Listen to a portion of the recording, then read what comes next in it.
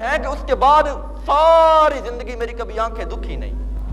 اور یہاں تک فرماتے ہیں کہ جب لوگ سردیوں میں گرم کپڑے پہنتے تھے اور گرمیوں میں سرد کپڑے یعنی کہ پتلے کپڑے پہنتے ہیں، اور میں گرمیوں میں گرم کپڑے پہنا کرتا تھا اور سردیوں میں ٹھنڈے کپڑے پہنا کرتا تھا یعنی پتلے کپڑے پہنا کرتا تھا. صحابہ نے عرض کیا کہ یا علی یہ کیا معاملہ ہے؟ سردیاں ہوتی ہیں تو آپ پتلے کپڑے پہنتے ہیں، گرمیاں ہوتی ہیں آپ موٹے کپڑے پہنتے ہیں. تو مولا علی پاک فرماتے ہیں کہ جس دن کریم آقا نے میری آنکھوں پہ لعاب دہن لگایا تھا اس دن کریم آقا نے یہ دعا فرمائی تھی، یا اللہ میرے علی کو گرمی اور سردی سے دور رکھ. سبحان اللہ. تو وہ دن ہے اور آج کا دن ہے مجھے گرمی اور سردی لگتی ہی نہیں. اب مولا علی پاک کے ہاتھ میں وہ جھنڈا پکڑا دیا گیا.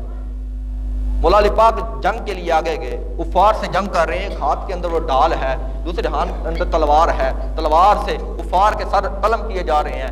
ایک وقت ایسا آیا کہ کافر نے ضرب لگائی، ایسی ضرب لگائی کہ آپ کی ڈال جو ہے نا وہ ہاتھ سے گر گئی.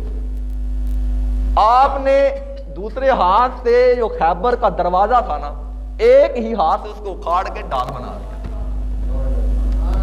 اتنی طاقت اللہ تعالیٰ نے آپ کو عطا فرمائی تھی، اتنی شجاعت عطا فرمائی تھی کہ ایک ہی ہاتھ سے وہ خیبر کا دروازہ اکھاڑا اور اکھاڑ کے اس کو ڈال بنا لیا.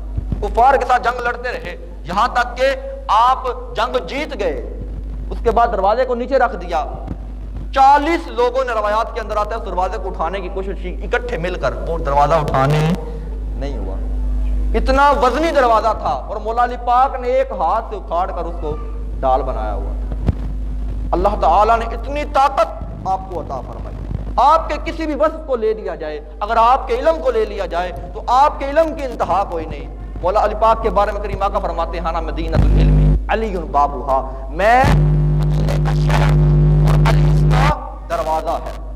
مولا علی پاک خود فرماتے ہیں کہ اگر میں سورہ فاتحہ الحمدللہ رب العالمین کی تفسیر لکھنے بیٹھ دوں، وضاحت لکھنے بیٹھ دوں کہ اللہ تعالیٰ اس میں کیا کیا حکمتیں بیان کی ہیں، تو میں 70 اونٹ اس کی وضاحت لکھ لکھ کے پڑھ دوں. یعنی کہ اتنی کتابیں لکھوں کہ 70 اونٹوں پہ وہ کتابیں لدی جائیں، ان کو رکھا جائے تو 70 اونٹ بڑھ جائیں، سورۃ فاتحہ کی جو تفسیر ہے وہ ختم نہ ہو. مولا علی پاک کے بارے میں آتا ہے کہ آپ جب گھوڑے کی رکاب میں پاؤں رکھتے تھے، دوسرے جو رکاب میں پاؤں رکھنے سے پہلے پورے قرآن کی تلاوت کر لیا کرتے.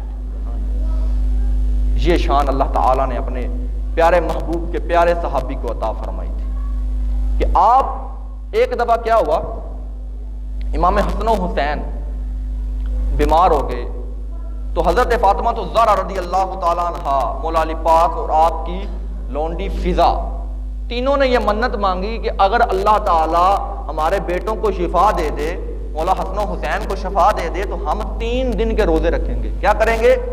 3 دن کے روزے رکھیں گے. تو اللہ تعالیٰ نے امام حسن اور امام حسین کو شفا دے دی. تو آپ نے پھر وہ جو منت مانگی تھی کہ 3 دن کے روزے رکھیں گے، پہلا روزہ رکھا. افطار کا وقت قریب آیا، مولا علی پاک نے جا کے کچھ جو لائے جس کے ساتھ روٹیاں پکائی گئیں. روٹیاں پک کے تیار ہیں، سامنے رکھی ہوئی ہیں. افطار کا وقت ہے کہ دروازے پہ دستک ہوتی ہے کہ اللہ کے نام پہ کچھ دے دے. وہ روٹیاں اس بھکاری، اس فقیر، اس یتیم کو دے دی. خود پانی کے ساتھ روزہ افطار کر لیا. دوسرا دن آیا، پھر وہی کیا کہ وہ ایک مسکین آ گیا. پہلے دن کون آیا؟ یتیم آیا. دوسرے دن کون آیا؟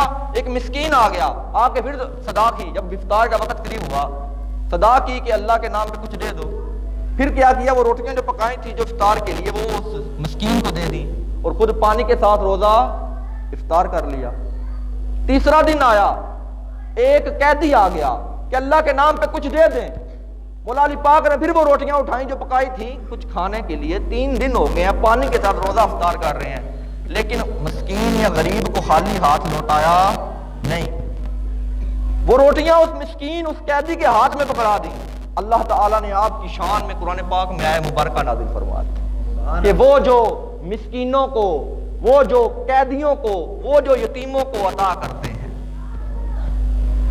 آج اگر کسی کو کہا جائے نا کہ ہم کہتے ہیں یا علی یا مولا مشکل کشا علی، تو لوگ کہتے ہیں یہ شرک ہو گیا، یہ تو کفر ہو گیا، یہ تو اللہ کے علاوہ کسی کو پکارتے ہیں. اور اللہ قرآن پاک کے اندر ارشاد فرما رہا ہے کہ تمہارے مددگار، تمہاری مدد کرنے والے اللہ بھی ہے، اللہ کے نبی بھی ہیں، اللہ کے ولی بھی ہیں اور نیک مسلمان بھی ہیں۔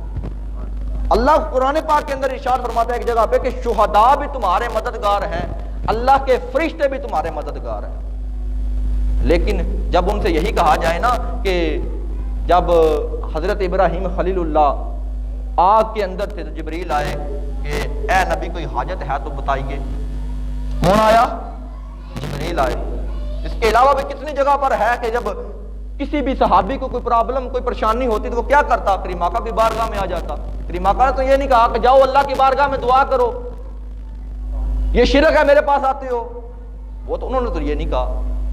اور ہر انسان عام شخص بھی جب مولا علی پاک کو پکارتا ہے یا غوث پاک کسی اللہ کے ولی کو پکارتا ہے کبھی خدا سمجھ کے پکارتا نہیں۔ اور ہم جب یہ دعا کرتے ہیں نا یا اللہ ہم کو ہمارے والدین کو اور پیر و مرشد کو بخش دے، تو کس کی دعا کر رہے ہیں؟ پیر و مرشد کو بخش دے، یعنی کہ بخشش کی دعا کر رہے ہیں، اللہ اس کے گناہوں کو معاف کر دے، جو میرا پیر ہے اس کو بھی بخش دے، اس کو بھی نیکیاں عطا فرما، اس کو بھی اصالِ ثواب کر رہے ہیں۔ تو یہیں سے پتہ چلتا ہے کہ جس کو اصالِ ثواب کرتے ہیں وہ خدا نہیں ہو سکتا۔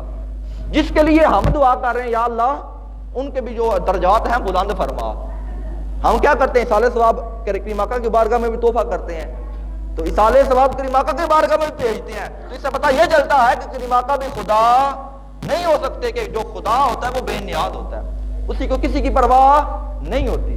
اور آج کوئی بھی اٹھ کے کہے کہ تم یہ یا علی مدد کہتے ہو یہ کہ اس کے جب یہ پوچھتے ہیں نا کہ جب تم بیمار ہو جاتے ہو تو کیا کرتے ہو؟ ڈاکٹر کے پاس، ڈاکٹر تو ہی بچانا ہے، ڈاکٹر تو نہیں بچانا ہے، آج یہ گولی لگ گئی ہے، یہ بیمار ہو گیا ہے، کچھ کر لو۔ ہم اس کے پاؤں پکڑ لیتے ہیں، کہتے ہیں جتنے پیسے بولو گے میں لا کے دوں گا، میرے بیٹے کو ٹھیک کر دو۔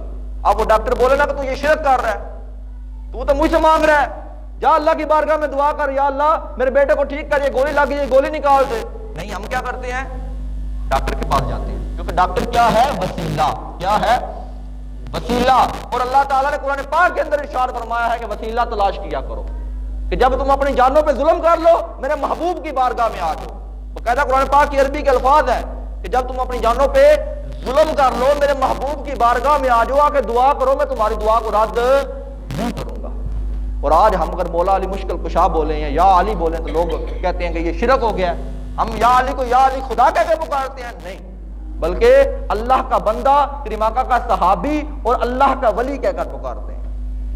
اور اللہ تعالیٰ نے اپنے ولیوں کو یہ شان عطا فرمائی ہے، اور اللہ کی عطا سے جو چاہیں عطا کرتے ہیں۔ آج کل یہ فتنے مشہور ہو چکے ہیں، کوئی بھی یا کے لفظ کے اوپر پہلے بھی جمعہ پڑھایا گیا ہے کہ یا کہہ کر پکارنا کیسا، یا رسول اللہ پکارنا کیسا، یا علی۔ تو یا لفظ جو یا ہوتا ہے نا یہ پکارنے کے لیے ہوتا ہے، تو کریم آقا کو اللہ تعالیٰ نے یا کہہ کے پکارا ہے، یا ایھا المدثر، یا ایھا المزمل۔ اگر یا کہہ کر پکارنا شرک ہوتا تو اللہ تعالیٰ اپنے حبیب کو پکارتا، تو اس لیے یا کہہ کر یہ پکارنے کے لیے استعمال ہوتا ہے، آواز دینے کے لیے استعمال ہوتا ہے، جیسے یا علی، اے علی میری بات سن۔ اور اگر یہ کہا جائے کہ قریب والے کو یا کہہ کے پکارتے ہیں دور والے کو پکارتے نہیں، تو جو یہ کہتے ہیں نا کہ یا کہہ کے پکارنا نہیں چاہیے انہی کی کتابوں میں لکھا ہوا ہے، اور ہم نے وہاں سے ہی پڑھا ہے کہ یا لفظ جو ہے یہ قریب اور بعید دونوں کے لیے استعمال ہوتا ہے۔ کیا؟ جو قریب بندہ بیٹھا ہے اسی کے لیے یا استعمال کر سکتے ہیں، اور دور جو بیٹھا ہے اس کے لیے بھی استعمال کر سکتے ہیں۔ جو دلیل ہے حضرت عمر فاروق ممبر پہ جلوہ فرما ہے، خطبہ ارشاد فرما رہے ہیں، ساریہ جنگ کے لیے ہزاروں میل دور جنگ کر رہے ہیں، اور حضرت عمر کیا ارشاد فرماتے ہیں؟ یا ساریہ الجبل، اے ساریہ پہاڑ کے پیچھے ہو جا۔ تو وہ اتنی دور سے کیا کہہ کے پکار رہے ہیں؟ یا کہہ کے پکار رہے ہیں۔ اور ایک آخری بات، شرک کی تعریف، کہ ہر بات پہ شرک کا فتویٰ ہمیں لگ جاتا ہے، اور یہ باتیں کرنا ضروری ہوتی ہیں۔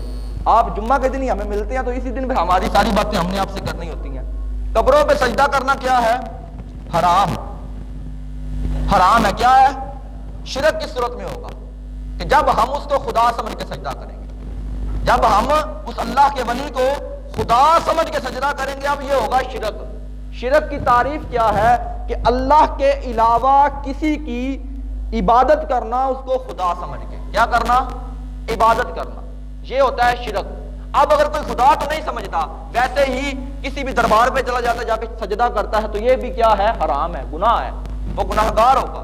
اعلیٰ حضرت امام احمد رضا خان بریلوی علیہ رحمہ انہوں نے لکھا ہے کہ جب بھی قبرستان میں جائیں یا دربار پہ جائیں تو 4 فٹ دور کھڑے ہو. کہاں کھڑے ہو؟ 4 فٹ دور کھڑے ہو، اور وہاں پہ کھڑے رہ کے اللہ کی بارگاہ میں دعا کریں اور وسیلہ پیش کریں، یا اللہ ان نیکوں کا صدقہ ہماری مدد کر دے، ان نیکوں کا صدقہ ہماری مدد کر دے. اور اگر کوئی ڈائریکٹ بھی پکارتا ہے کہ اے اللہ کے ولی میری مدد کرو، پھر بھی غلط نہیں ہوگا. وہ مدد کیسے ہو رہی ہے؟ اللہ کے ولی سے مانگ رہا ہے، خدا سے ایسے نہیں مانگ رہا کہ اے خدا میری معاذ اللہ مدد کر، نہیں، بلکہ اللہ کے ولی کو یہ کہہ رہا ہے کہ اللہ کے ولی میری مدد کر. حقیقت میں وہ عطائی مدد ہے. ذاتی مدد کس کی ہے؟ اللہ تعالیٰ کی. امید ہے کہ آپ کو میری بات سمجھ آئی ہوگی.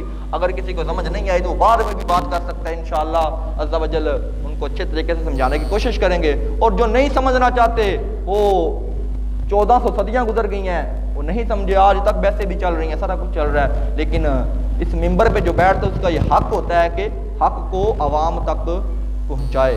کوشش کرے کہ جو بات سمجھانے کی ضرورت ہے، آج کل کی یہ ضرورت تھی مولا علی پاک کی، اتنی وہ کیا کر دیتے ہیں کہ شان کو بڑھا دیتے ہیں کچھ لوگ کہ معاذ اللہ خدا تک کہہ دیتے ہیں، اور کچھ یہ کہتے ہیں کہ معاذ اللہ وہ جو وحی آنی تھی مولا علی پاک کے پاس آنی تھی، لیکن وہ غلطی سے جبریل کریم آقا کے پاس لے کے چلے گئے.